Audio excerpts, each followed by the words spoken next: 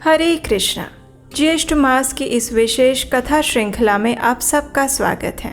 आज द्वितीया तिथि है और हमारी इस ज्येष्ठ मास विशेष कथा श्रृंखला को आगे बढ़ाते हुए चलिए आज की कथा का रसपान करते हैं।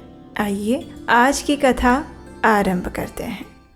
मनसा ध्यायन् विष्णुं त्यजन् प्राणान् विमुच्यते साक्षात् कृतो भगवतः किं चित्रं मुक्तिमेति यत्। अर्थात मन से भगवान विष्णु का चिंतन करते हुए अगर मनुष्य प्राण त्याग करता है तो वो भी मुक्त हो जाता है। तो फिर जिसने साक्षात भगवान का दर्शन कर लिया वह मुक्ति प्राप्त कर लेता है, तो इसमें क्या आश्चर्य है। और ये बात जैमिनी ऋषि कहते हैं। ऋषि जैमिनी ने कहा, मनुष्य जिनका नाम लेकर सभी पापों से मुक्त हो जाता है, उन्हीं के दर्शन करने पर क्या मोक्ष दुर्लभ होगा? कभी नहीं। पुरुषोत्तम क्षेत्र की महिमा अपार है। ये क्षेत्र अज्ञानियों को भी मुक्ति देने वाला है।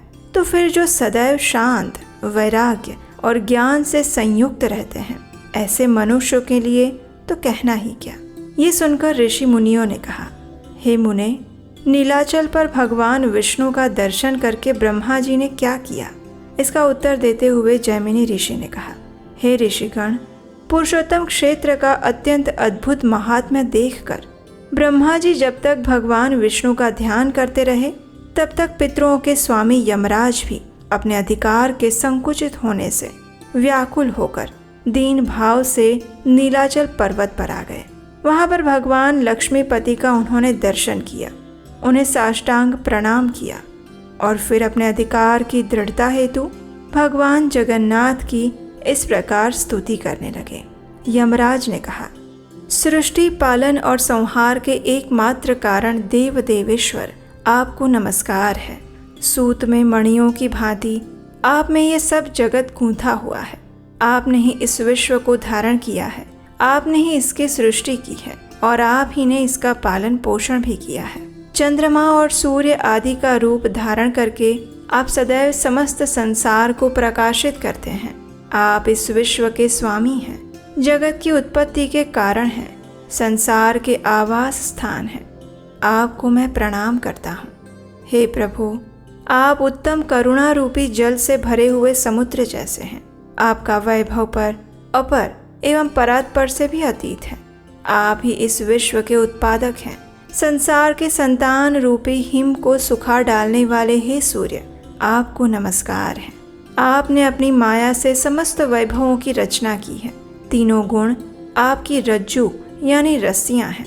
कमल केसर की भांति निर्मल पीत वस्त्र धारण करने वाले आपको नमस्कार है। नीलाचल की गुफा में निवास करने वाले आप कृपा निधान प्रभु को मैं प्रणाम करता हूँ। आप शंख चक्र गदा और पद्म धारण करने वाले और सभी को शुभ प्रदान करने वाले हैं। शरणागत प्राणियों के समस्त पापों का नाश करने वाले हे मुरारी, मैं आपको नमस्कार करता हूँ। आपके युगल चरणार विंदों का आश्रय लेने से ऐश्वर्य भागिनी देवी लक्ष्मी की सभी लोग शरण पाते हैं और वे सबको पृथक पृथक ऐश्वर्य देने में समर्थ होती हैं। वे लक्ष्मी देवी आपकी परा और अपरा प्रकृति हैं। वे समस्त शुभ लक्षणों से लक्षित होती हैं और आप लक्ष्मीपति के वक्ष स्थल पर निवास करती हैं। हे भगवान, आपकी प्रिया उन लक्ष्मी देवी को मैं प्रणाम करता हूँ। इस प्रकार धर्मराज द्वारा स्तुति किए जाने पर परम संतोष को प्राप्त हुए भगवान श्री हरि ने अपने वाम पार्श्व में बैठी हुई लक्ष्मी जी की ओर कटाक्ष पूर्वक देखा और उनसे कुछ कहने के लिए संकेत किया। उनकी प्रेरणा पाकर इस संसार दुख का विनाश करने वाली देवी लक्ष्मी ने यमराज जी से कहा, हे सूर्यनंदन, आप जिस उद्देश्य से यहाँ हम दोनों की स्तुति करते हैं, उसकी सिद्धि इस क्षेत्र में तो दुर्लभ है, क्योंकि हमारे लिए इस पुरुषोत्तम क्षेत्र का त्याग करना असंभव है। इस क्षेत्र में कभी भी कर्मों के फल नहीं प्राप्त होते। यहाँ बसने वाले मनुष्य और पशु पक्षियों के पाप भी जलकर भस्म हो जाते हैं। इस क्षेत्र में नीलेंद्र मणि के समान मनोहर श्याम विग्रहधारी साक्षात भगवान नारायण का दर्शन करके मनुष्य अपने सभी कर्म बंधनों से मुक्त हो जाता है। इसलिए इसे छोड़कर अन्य किसी कर्म भूमि में तुम्हारा अधिकार हो सकता है। जो तुम्हारे भी प्रपितामह हैं, वे ब्रह्मा जी इस क्षेत्र का महात्म्य जानकर भगवान गदाधर की स्तुति करते हैं। इसीलिए जो भी प्राणी यहाँ निवास करता है वो तुम्हारे वश में जाने योग्य नहीं है। हे वैवस्वत, यहाँ जीवन मुक्त और मुमुक्षु पुरुष ही निवास करते हैं। लक्ष्मी देवी द्वारा इस प्रकार समझाने पर लज्जा से विनीत होकर यमराज जी ने कहा, हे सुरेश्वरी, आपने जो ये कहा कि ये क्षेत्र भगवान विष्णु के सानिध्य से मोक्ष देने वाला है, वो बात ठीक है। ईश्वर की इच्छा निरंकुश होती है। जो भगवान विष्णु अन्यत्र किसी को बंधन देते हैं वही यहाँ पर मोक्ष प्रदान करते हैं। हे माता, मेरे और स्वर्ग नर्क के भी वही सृष्टा हैं। अतः यदि उनकी इच्छा से यहाँ मरे हुए लोगों को मोक्ष प्राप्त होता है तो इस क्षेत्र का प्रमाण और यहाँ निवास करने का फल आदि सभी बातें मुझे विस्तार पूर्वक बताइए। ये सुनकर लक्ष्मी देवी ने कहा, हे रविनंदन, जब समस्त चराचर जगत नष्ट होकर प्रलय काल के समुद्र में डूब चुका था, उस समय 7 कल्पों तक जीवित रहने वाले मार्कंडेय मुनि कहीं भी ठहरने के लिए स्थान प्राप्त ना करके चिंतित हो गए। उन्हें कहीं भी शांति नहीं मिल रही थी। जल के समुद्र में इधर उधर बहते हुए वे पुरुषोत्तम क्षेत्र में आए। यहाँ उन्होंने अक्षय वट को देखा और एक बालक का वचन अपने कानों से सुना। उन्होंने सुना, हे मार्कंडेय, शोक ना करो, मेरे पास आकर अपने अनुपम दुख को छोड़ दो। ऐसा विचित्र वचन जिसके सुनाई देने की कोई आशा नहीं थी, वो सुनकर मार्कंडेय ऋषि को अत्यंत आश्चर्य हुआ। वे सोचने लगे, इस महाभयानक एकार्णव के जल में यह क्षेत्र नौका की भांति दिखाई दे रहा है। इसमें यह महान बरगद का वृक्ष खंबे के समान खड़ा है और इस प्रलयकालीन एकार्णव में जब समस्त स्थावर जंगम का नाश हो गया है तब भूतल का ये प्रदेश बहुत सुस्थिर कैसे हो सकता है। और मार्कंडेय, आओ, ऐसा स्नेह और आग्रह युक्त वचन मुझे आखिर कहाँ से सुनाई दे रहा है।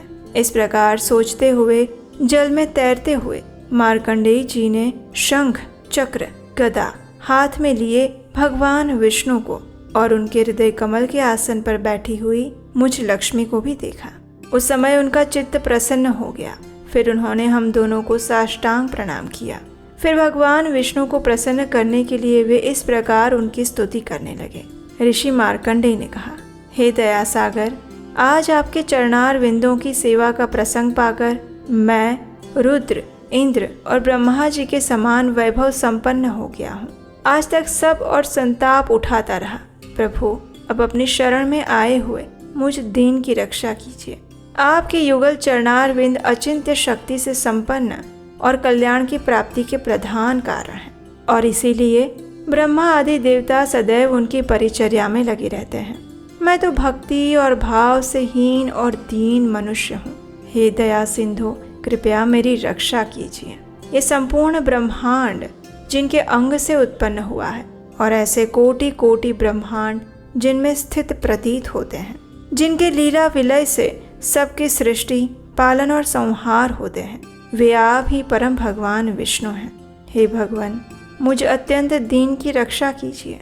जिस प्रकार एक ही सुवर्ण, कड़े और कुंडल इत्यादि के भेद से अनेक सा प्रतीत होता है, अथवा जिस प्रकार आकाश में उदित एक ही सूर्य आधार की विषमता से विषम प्रतीत होने वाली अनेक जल राशियों में प्रतिबिंबित होकर अनेक रूपों में प्रतीत होता है, उसी प्रकार आप एकमात्र निर्गुण सगुण परमात्मा ही भिन्न भिन्न शरीरों में प्रवेश करके अनेक जैसे प्रतीत होते हैं। हे अपार शक्तिशाली परमेश्वर, आप सब प्रकार की समस्त इच्छाओं से रहित और ग्रहण तथा संकल्प से शून्य हैं।